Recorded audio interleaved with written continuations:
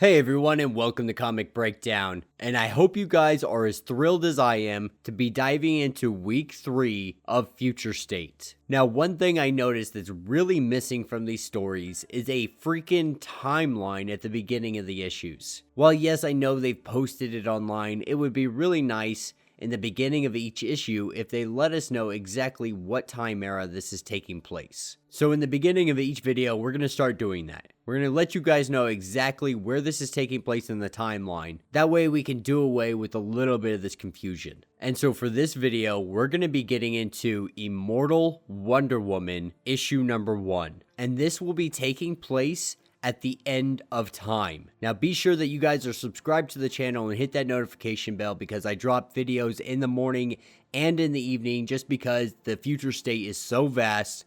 We have to break it up throughout the day. And with that being said, let's dive into this issue. And so this issue begins us following Wonder Woman descending in what appears to be the Batcave, but a Batcave that's long been abandoned. And Diana has long avoided coming here because of the ghost she knew that she would run into. And this is where we see her have a conversation with what seems to be a ghost or spirit, Bruce Wayne, aka Batman. And he lets her know that he doesn't have any regrets. Everything ended exactly how it should have. And Bruce, he never saw himself as a player in comparison to like Wonder Woman, but he was more of a structural component to build the outcome of what it would eventually be. And at this point, Wonder Woman is really struggling to find some kind of hope, something worth fighting for. And this is where Batman tells her, even if there's a single drop of goodness left, it's worth fighting for. And that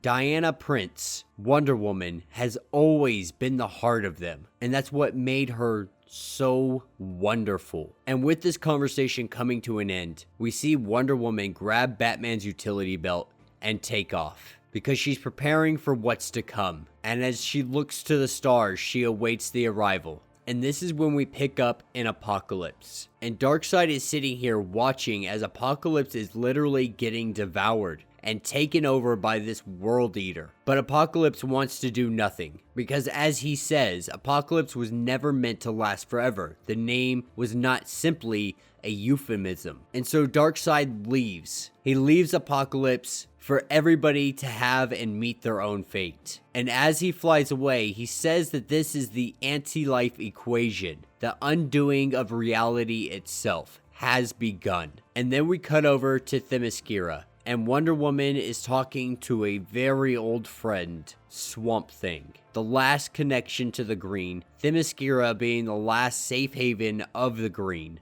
And Wonder Woman wants to get Swamp Thing out of here, wants to get the Green to a new planet where it can grow and flourish and be able to be what it once was before the age of man and before the destruction of the earth. And then we see Darkseid flying through space, and Darkseid is thinking about Earth and how he thought he would never return to that place. And it's been such a long time, he wonders who would even still be alive to oppose him. And thinking of all this makes him feel like a young god again, and that perhaps maybe Earth is ready for his rule after all. Now Wonder Woman has come up to the rest of the Amazons that are left standing. The Council of War has been had, and Themyscira has decided that they're going to fight whatever's coming. And this is against Wonder Woman's wishes, because she wants to leave. She wants to take the Green and get out of here. But they refuse, and they are all ready to fight. And as reality is slowly undoing itself, as we see these monsters, these world eaters destroying world after world, we see Darkseid still continuing to blast through space. And then when he sees on the horizon a red cape and a blue suit with gray hair. And then we see a fireball blazing across Themyscira. Wonder Woman not gonna let her sisters fight alone. They band together and they prepare for battle. And this is when Wonder Woman arrives at the site of the impact. And this is where she sees Old Man Superman laying on the ground as Darkseid stands over his body. And as Darkseid goes to deal a deathly blow to Superman, the lasso wraps around his fist.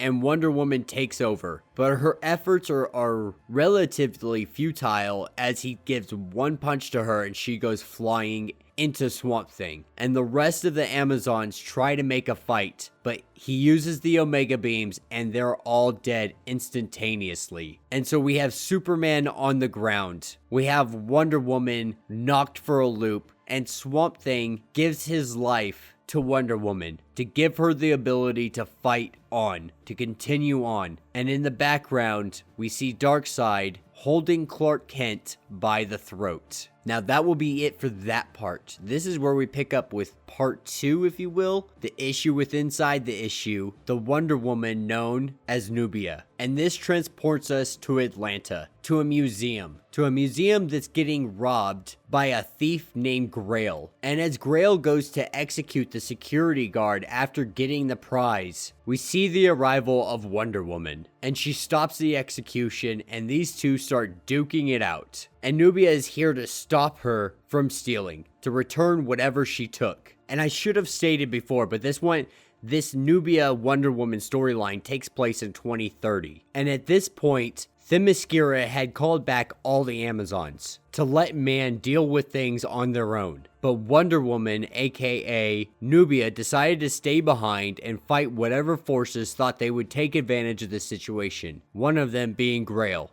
And so for all intents and purposes, Nubia is Wonder Woman. And as these two duel it out, the artifact that was stolen falls out of Grail's pocket. And Nubia goes to pick it up, and this is when she sees like a vision of a horrible battle, of a magical ritual happening. And as there's a yellow glow around her while this is happening, Grail goes to make an attack, but whatever is protecting her, whatever surrounding her is protecting her. And so Grail grabs the artifact and gets out of there and promises to kill Nubia on another day. Now Wonder Woman, not knowing exactly what just happened, she goes to see an old friend at the Ebony Web. She goes to see her Aunt Nancy. And after some small talk and discussion here, Aunt Nancy lets us know exactly what her vision was, what that was. And she lets us know that a long time ago, before humanity had begun to believe that they held any kind of monopoly on conflict and destruction, gods warred with one another for various reasons. Some wanted to stop the fighting. In the hopes of making cooler heads prevail, they created an artifact that they call the Master Key.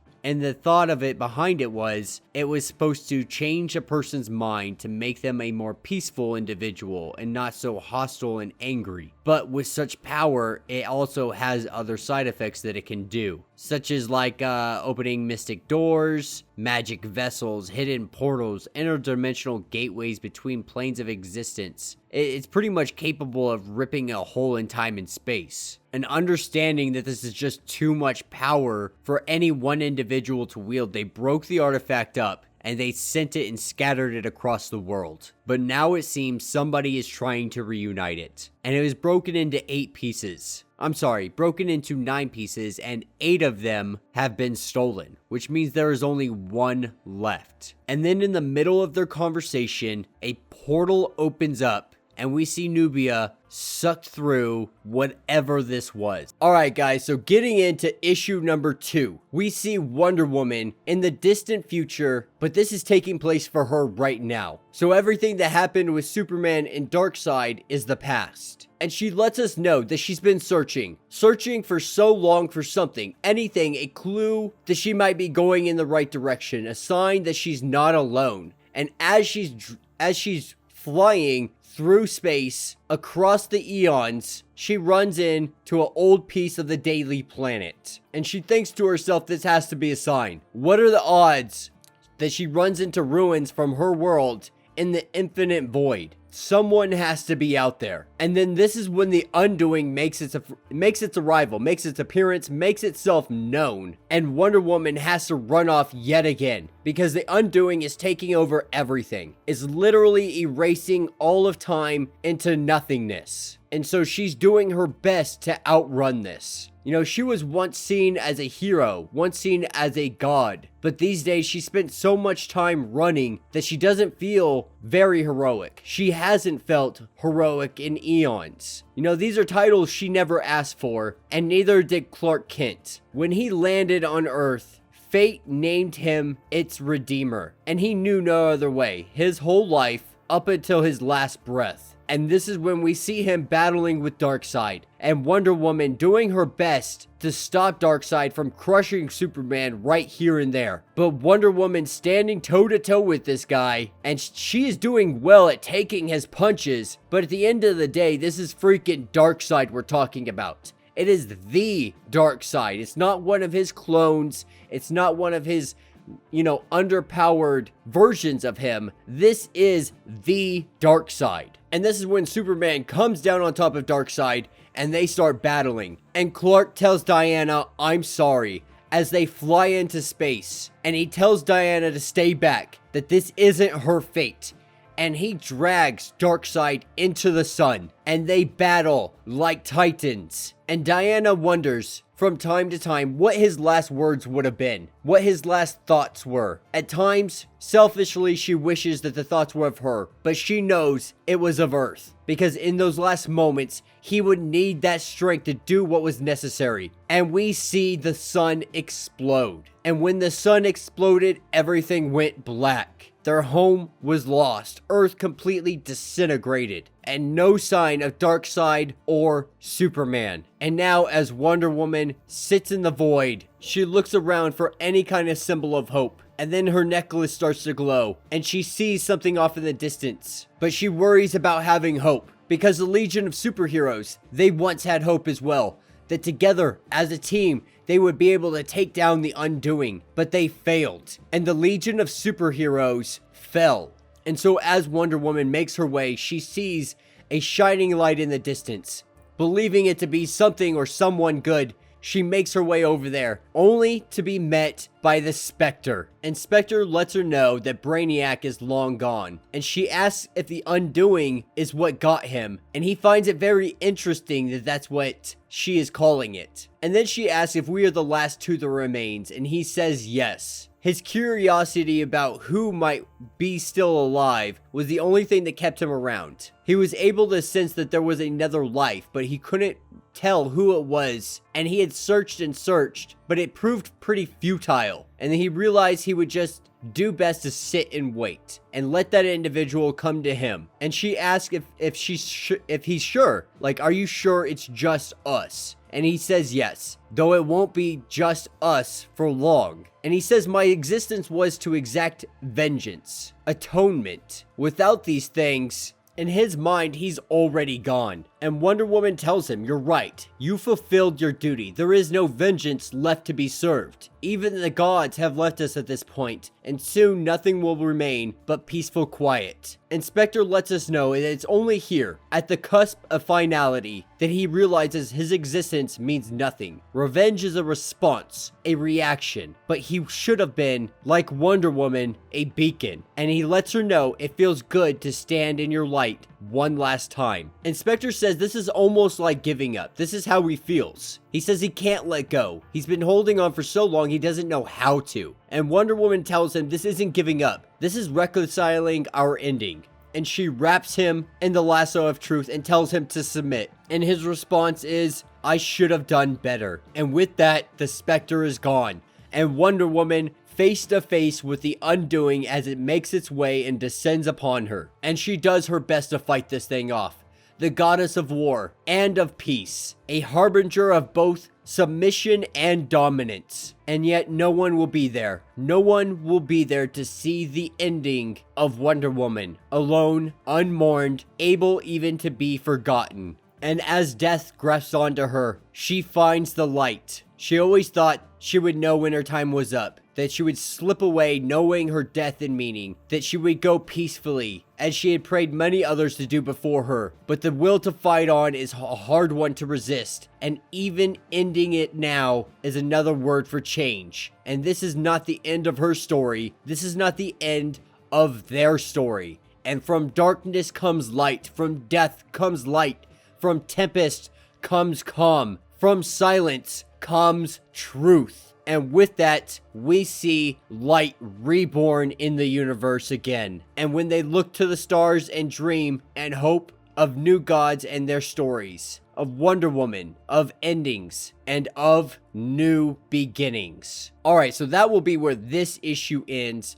And since we did cover Nubia in the last issue of Immortal Wonder Woman, we are going to cover Nubia in this one. And so picking up with Nubia, her and Grail are at some location, what looks to be Africa, because we have what looks to be the trees that are very indigenous to the area. You have giraffes and things of that nature, zebra, so on and so forth. And on this rock in front of Nubia, she sees the key from her Aunt Nancy's visions. It's whole, but somehow she doesn't know how. And Grail had only found 8 pieces, so she's not sure how she got the other piece. And this is when she activates the device. And this is when we see the arrival of Circe.